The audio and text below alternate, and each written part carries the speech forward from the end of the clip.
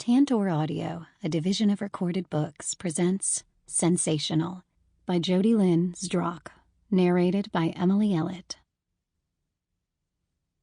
1. June 4, 1889. Nathalie rushed along the Seine, passing an array of concerned faces. If the French she caught among the swath of languages was any indication, everyone thought she was being chased. No, she was the one doing the chasing, so to speak, of time. She was simply in a hurry, trying to get around all the ambling tourists and avoid being late. So far, nothing had gone as planned this morning. First of all, Christophe had sent word for her to come to the public morgue even earlier than usual, if possible. The courier had arrived as she was leaving the apartment.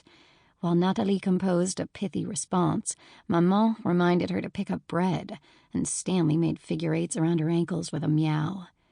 Meeting S and L at the Palais des Beaux-Arts when it opens. Will come immediately after. If Jay is there, ask him to please wait. Coffee. Even that she had to start and stop twice, because Papa came over to give her a few sous for lunch. Second, the steam tram had been full, a frequent occurrence since the Exposition Universelle opened last month, and she'd had to wait for another. Her eye caught the ivy-covered clock in front of the agriculture exhibit. She halted, heaving a sigh of relief and mopping her brow. Almost a quarter hour to spare. All that nimble darting through the crowds had bought her some time after all. Good. Now she could enjoy a stroll the rest of the way. Jules often encouraged her, with her swift walking pace and propensity to plan too much in a day, to slow down. For the next few minutes, she would. She went left onto the bridge, the old Palais du Trocadero from the last Exposition at her back. It was the colossal iron skeleton in front of her, its Venetian red arches beckoning her to the grounds, that took her breath away. Again. The Tour Eiffel had only been completed in March, but Nathalie could barely remember the Paris horizon without it. Somehow the architect Gustave Eiffel and his builders made 300 meters of iron lattice into something beautiful. So much for the smug critics who were convinced it would be ugly. She'd gone twice already to the first platform, marveling at the view and the feeling that came with being almost 60 meters up. Soon the elevators would be operating, and she'd be able to ascend to the second platform and to the top. What would that be like? As she crossed the bridge, stepping to the side to accommodate a carriage, the crowd grew even denser. The Tour Eiffel served as the grand entrance to the Exposition grounds. In the course of several months, ordinary land and city streets had been transformed into a wonderland of lush gardens and ornamental structures. From the Galerie des Machines at the opposite end to the cultural pavilions on either side of the tower and throughout the grounds, the landscape had become the epitome of both here and elsewhere. This extravagant international showcase wasn't the first World's Fair of its kind, but Nathalie was certain it would be the best. She walked under the Tour Eiffel and through the queue of people waiting to go up, narrowly dodging a spilled lemonade. Today marked her 9th visit to the Exposition. In her 18 years, she'd never seen anything like it, this astounding display of culture and ingenuity. It was a celebration of the République, and despite never being prouder to be a Parisian, Nathalie found that the pavilions representing other lands intrigued her most. Jules, after reading 4 world history books in the months leading up to the fair, called it Around the World in 80 Days en Champ de Mars. She perused the Exposition's 288-page Guide Bleu frequently. She wanted to see everything, do everything, except maybe the agriculture exhibits, which sounded tedious, and observe everyone she could at the Exposition from now until October. A world map accompanied all her visits. Whenever she visited a nation's pavilion, she circled the corresponding place on the map. She'd also made notes of her encounters, a conversation she'd had, food she'd sampled, a souvenir she'd bought. And then there were the entries about the clothing styles, fascinating on any given day, as visitors from across the world weaved a tapestry of fabrics, cuts, and colors. Nathalie stepped out of the Tour Eiffel's imposing shadow. Simone and Louis were easy to find. She in a white hat and fuchsia dress, he with well-coiffed red hair and donning pale green. They were huddled over a grounds map at the designated meeting spot, the chairs in front of the Fontaine de Coutain. A powerful, ornate display of classical figures bearing torches, the fountain announced the cobalt-blue Dôme Central with splendor. At night, the fountain was illuminated with streams of water in red, blue, green, and gold. "I am so eager for this, I scarcely slept last night. And still I was delayed," Nathalie said, explaining why as she exchanged cheek kisses with both of them. "The biggest culprit is Stanley, who tried to trip you, I'm sure of it." Simone winked as she folded up the map and put it in her dress pocket. The three of them walked toward the Palais des Beaux-Arts, opulent with arched windows and a lavish exterior beside the Dôme Central. Flags projected from the top of the building. Down below, palm trees and people lined the parterre. "Look at that crowd." Nathalie squinted in the sunlight. "Much more than I expected at this hour." "Like a busy day at the morgue," said Louis. "Which it sounds like it might be, if our favorite police liaison dispatched a courier to you so early. Mischief must be afoot. Mind if we go with you? We'd like to see what body or bodies have prompted a sense of urgency." "What's this mischief afoot talk?" Simone asked, tucking away an errant blonde curl. "Is that another Shakespeare reference?" "Oui." "Enough." Simone gave Louis an affectionate poke.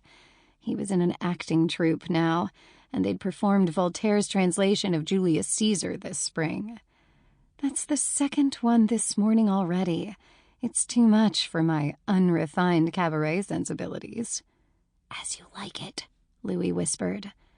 Simone tapped him on the shoulder. "Saying it quietly doesn't make it any less of a bad pun, Louis." Nathalie laughed and assured them they could come along. Simone, once her neighbor, was more than a best friend. Ma sœur, they had taken to calling each other these days. Nathalie didn't have a sister, but if she could choose one, it would be Simone. Loyal, daring, and as colorful in spirit as she was in wardrobe. Louis, Simone's beau of 2 years, had become akin to a favorite cousin, full of puckish whimsy and daring appreciation for life's experiences. He was like no one Nathalie had ever met. He and Simone, both a year older than she, made for an entertaining, well-suited pair. Like brie and raspberry, as Simone often put it. The doors to the Fine Arts building opened right before they reached the portico, antiquity-inspired sculptures greeting them here as well. The exhibit devoted space to paintings and sculptures from France, England, and the United States, with the French art focused on creations from the Revolution of 1789 to the present.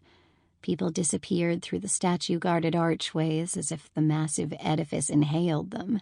Nathalie, Simone, and Louis filed in, pressed from behind by the ever-growing horde. Once inside, they looked around in awe, as they did with nearly every structure at the Exposition. The expansive, airy dome proclaimed paintings and sculptures at every turn. "Where shall we start?" asked Nathalie, admiring the winding wrought-iron staircases. "Let's start down here and then go upstairs," said Simone. The three of them started walking toward a gallery of paintings, planning their route through the building. The chatter of the crowd filled the dome like steam in a covered pot, taking up every meter of space that wasn't a display. A woman's shriek ruptured it, a blade through the veil of banter. The echo disoriented Nathalie. For half a blink, she didn't know where to turn. Then it became obvious. "Over there," said Louis, pointing to the Galerie Rapp, "where the sculptures are." More beacons of distress. A man's voice moaning in horror, followed by a woman shouting, "God!" over and over again. Screams swept the building like flames. The crowd spilled everywhere. Most people bolted for the exit. Some rushed toward the cries. Louis was closest to the commotion. He made eye contact with Nathalie and Simone as he evaded the people jostling past him. They nodded in silent agreement and followed him, wading through the rippling hysteria. They were escorted through the gallery by crisply rendered statues capturing moments and essence, women playing musical instruments, gods in repose, warriors bracing for battle, infant angels reaching out. Nathalie looked up to see a cluster of people at the second-floor railing along the perimeter, gawking at something below. Their faces were frozen in alarm, as if they'd become sculptures, too. Nathalie followed their line of sight, but still couldn't see the source of the mayhem. Then, finally, she did. As the tallest of the three, she saw it first. She stopped, 5 or 6 meters away, letting the mob buffet her. Louis took another few steps and halted with a gasp. "What is it?" asked Simone, standing on her toes. Nathalie started to say, but before she could, Simone's face stiffened with shock. The end of the center row, pedestals as tall as people, plaster busts atop them, heads of emperors and philosophers, white and neatly cast, led the way to the final base. That one held a severed human head. 2. A guard shoved his way through the frenzy and reached the pedestal. Fright crossed his face, evident even from afar, before he regained his poise. "Stand back!" A group of onlookers fell away, water through the cracks. The remaining people stepped closer, despite the guard's outstretched hands. "I want to see," said Nathalie, taking a tentative step forward. Yes, she was an insightful who had visions of murder scenes from the perspective of the killer, and it didn't matter that it was her job to report on dead bodies at the morgue for Le Petit Journal, or that she'd watched the murderer Pranzini's execution by guillotine. This was unlike anything else, stirring up a novel ratio of revulsion and curiosity.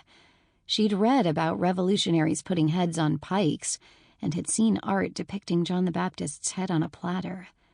And the day she'd learned about Marie Antoinette in school, she'd dreamed that the ill-fated queen's disembodied head followed her home. This wasn't having a vision or reading a book. This wasn't attending an execution. This was seeing something appalling and uncomfortably compelling. She wanted a closer look. Or maybe this was close enough. She didn't know what she felt. Anyone else? No. Yes.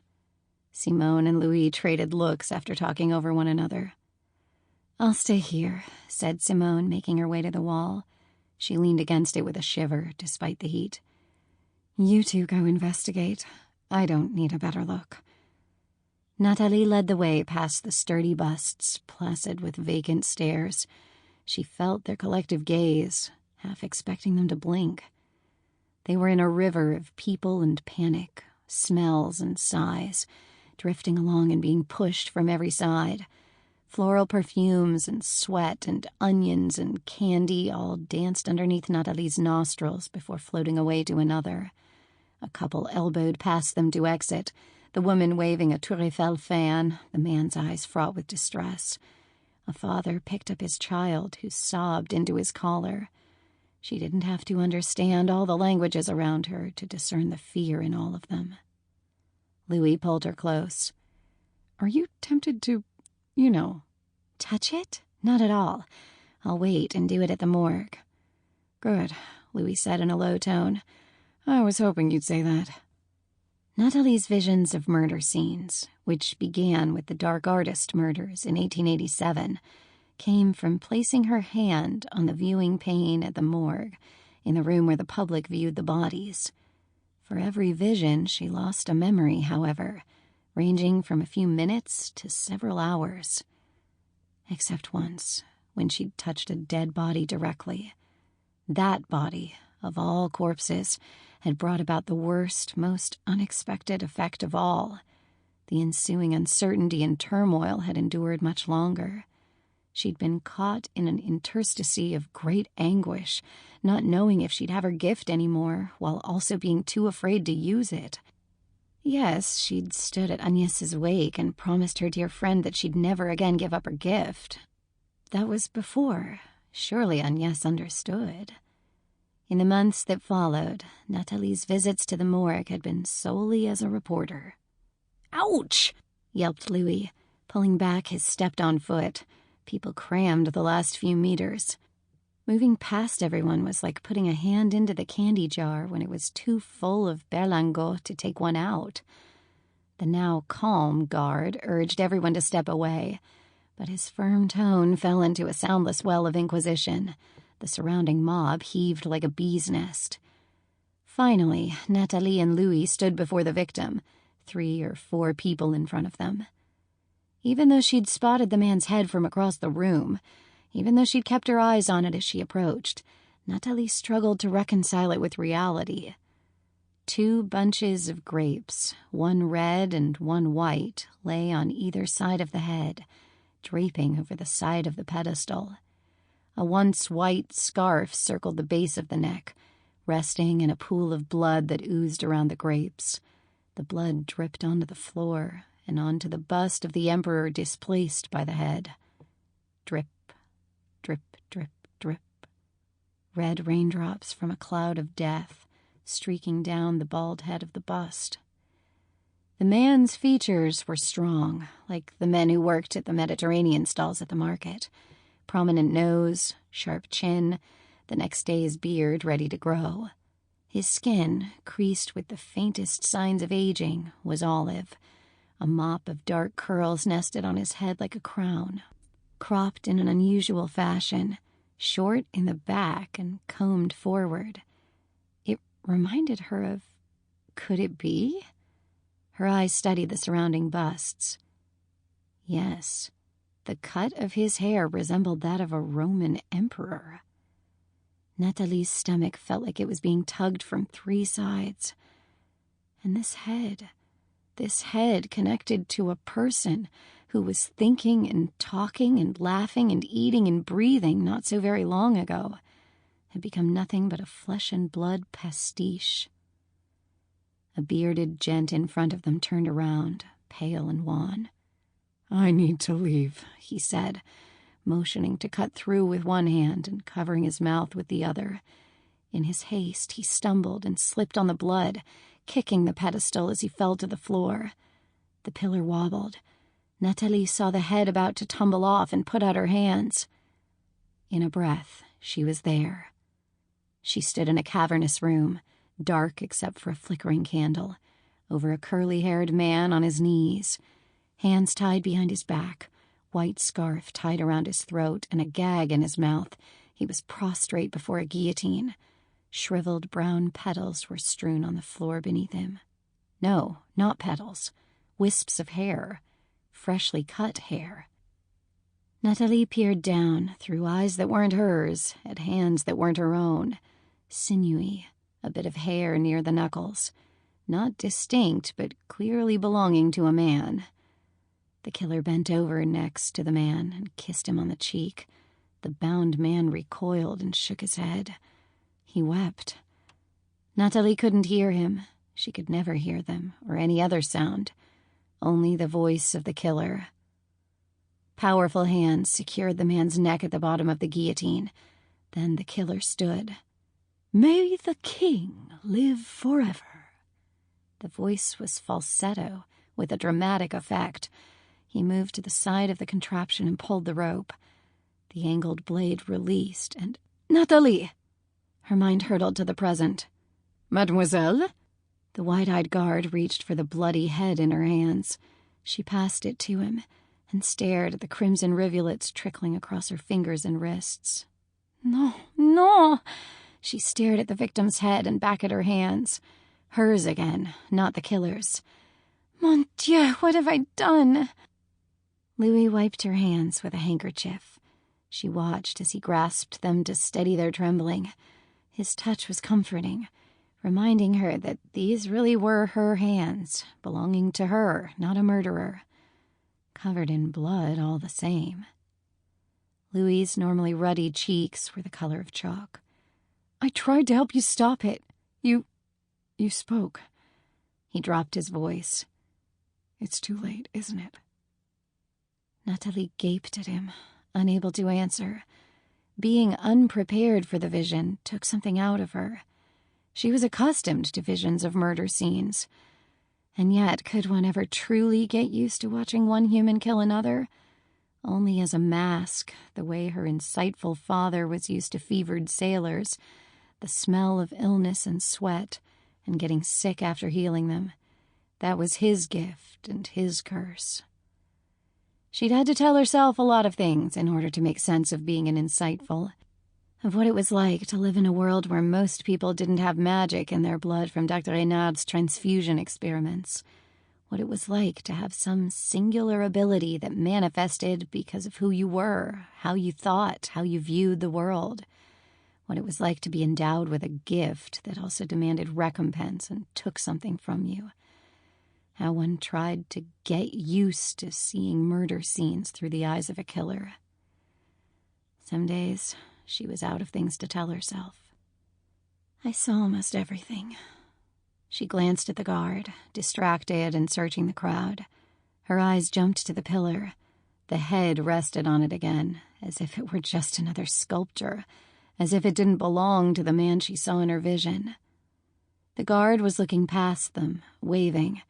Before they could turn around, 2 policemen advanced through the chaos, ordering everyone to step away. People scattered like ice cracks across a pond.